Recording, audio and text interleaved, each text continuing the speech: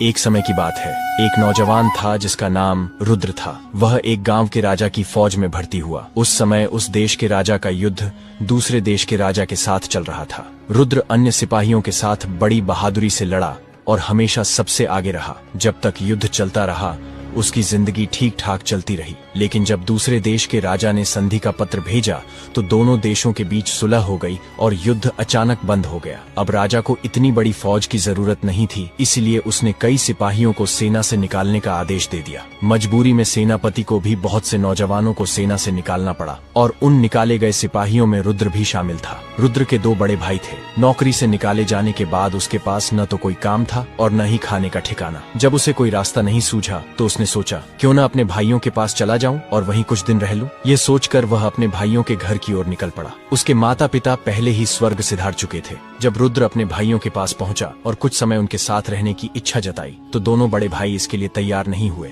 उन्होंने कहा, हमारा तो अपना ही खर्च बड़ी मुश्किल से चलता है, हम तुम्हें कैसे पाल सकते हैं। अब रुद्र के सामने गांव छोड़कर जाने के अलावा कोई और रास्ता नहीं था। आखिरकार दुखी मन से उसे वह गांव छोड़ना ही पड़ा। उसके पास केवल अपने हथियार थे जो उसे फौज में भर्ती होने पर मिले थे और फौज से निकालते समय उसे सौंप दिए गए थे। वह अपनी बंदूक कंधे पर लटकाए गांव से निकल पड़ा। चलते चलते वह ऐसी जगह पहुंचा जहां घने पेड़ों के अलावा और कुछ नहीं था। वह बहुत थक गया था।